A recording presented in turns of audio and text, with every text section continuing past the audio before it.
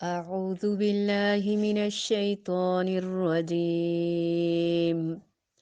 يا أيها الذين آمنوا لا تبطلوا صدقاتكم بالمن والأذى كالذي ينفق ماله رئاء الناس ولا يؤمن بالله واليوم الآخر فمثله كمثل صفوان عليه تراب فأصابه وابل فتركه صلدا لا يقدرون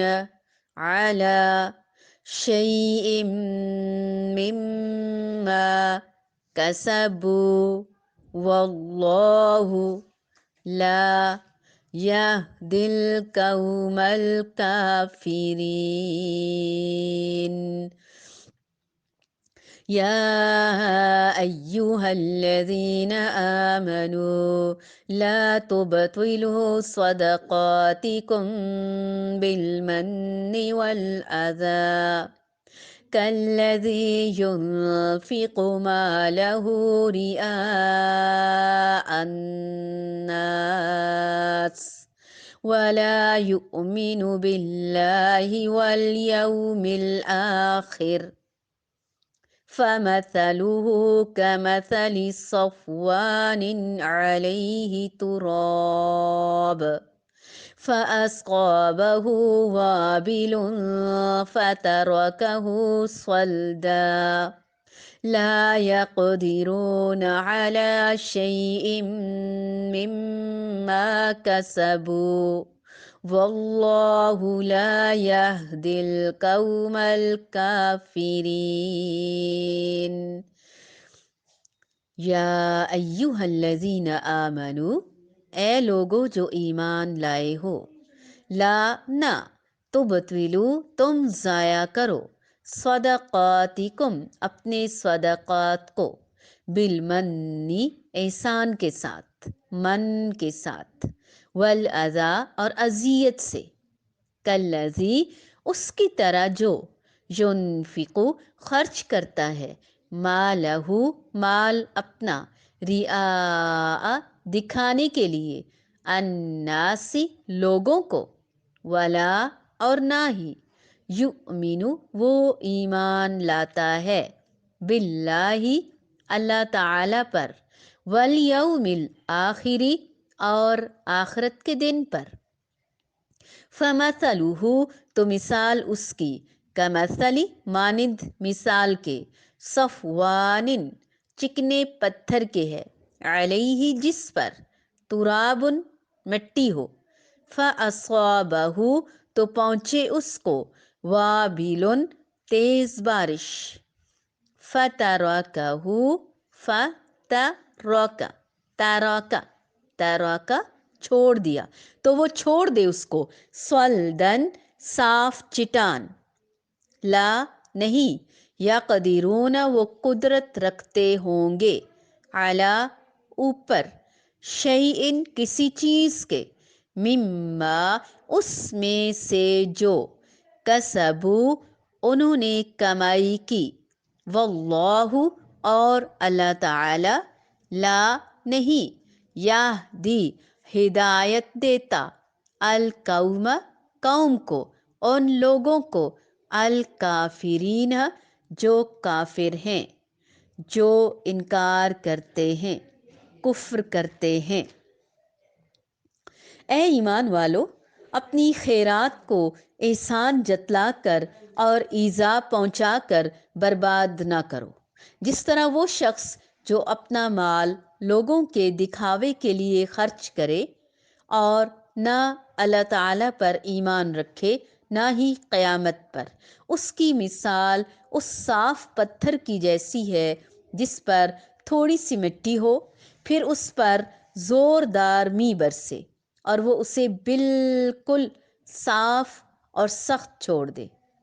ان ریاکاروں کو اپنی کمائی میں سے کوئی بھی چیز ہاتھ نہیں لگتی، اور اللہ تعالی کافروں کی قوم کو سیدھی راہ نہیں دکھاتا۔ اس میں ایک تو یہ کہا گیا ہے کہ صدقہ و خیرات کر کے احسان جتلانا اور تکلیف دہ باتیں کرنا۔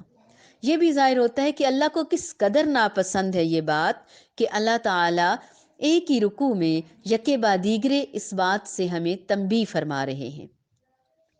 اور ایمان کا یہ شیوا ہی نہیں، بلکہ یہ تو ان لوگوں کا وتیرہ ہے جو منافق ہیں، جو ریاکاری کے لیے خرچ کرتے ہیں، دکھاوے کے لیے خرچ کرتے ہیں۔ ایسے خرچ کرنے کی مثال صاف چٹان جیسی ہے جس پر کچھ مٹی ہو۔ کوئی شخص پیداوار حاصل کرنے کے لیے اس میں بیج بو دے، لیکن بارش کا ایک جھٹکا پڑتے ہی وہ ساری مٹی اس سے اتر جائے اور وہ پتھر مٹی سے بالکل صاف ہو جائے۔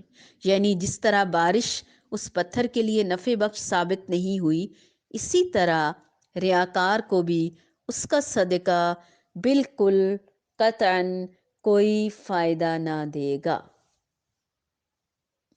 اے ایمان والو، اپنے صدقات کو احسان جتلا کر، دکھ دے کر اس شخص کی طرح خاک میں نہ ملا دو جو اپنا مال محض صرف لوگوں کو دکھانے کے لیے ہی خرچ کرتے ہیں اور اللہ تعالیٰ پر ایمان نہیں رکھتے، نہ ہی آخرت پر۔ پھر مثال دی کہ ان کے خرچ کی مثال کیسی ہے؟ چٹان جیسی ہے جس پر مٹی کی تہ جمی ہوئی ہے، لیکن ہلکا سا می برسا یا زور کی بارش آئی، چھینٹا ہی پڑا، سب کچھ بہہ گیا۔ چٹان محض چٹان ہی رہی، دکھاوے کے عمل کا کوئی فائدہ نہ ہوا۔ خرچ کیا بھی نمود و نمائش کے لیے، اپنے آپ کو بڑھا چڑھا کے بیان کرنے کے لیے، لوگوں میں قبولیت نہیں ہوتی، تھوڑے ہی عرصے میں اس کے اثرات بھی ختم ہو جاتے ہیں، دنیا سے ہی ختم ہو جاتے ہیں، آخرت تک کہاں پہنچتے ہیں۔ لا یقدرون علی شیء مما کسبوا، ایسے لوگ اپنے نزدیک خیرات کر کے جو نیکی کماتے ہیں اس سے کچھ بھی ان کے ہاتھ نہیں آتا۔ اور کافروں کو سیدھی راہ دکھانا اللہ کا طریقہ ہی نہیں، اللہ ان کو ہدایت ہی نہیں دیتا۔ یہاں کافر کن کو کہا گیا ہے؟ جو دکھاوا کرتے ہیں، ریاکاری کرتے ہیں، مال خرچ ہی نہیں کرتے، دل تنگ ہوتے ہیں ان کے، اور اگر خرچ کریں تو اللہ کی دین کی خاطر نہیں، دکھاوے کی خاطر۔ حالانکہ اللہ کی دین کی خاطر خرچ کرتے تو کتنا بڑا اجر پاتے۔ گویا یہاں 3 چیزوں سے بچنے کا حکم دیا جا رہا ہے، کیونکہ یہ 3 چیزیں انسان کے سارے عمل کو ضائع کر دیتی ہیں۔ وہ 3 چیزیں کیا ہیں؟ من، اذا اور ریا۔ ان تینوں سے بچنا بہت ضروری ہے۔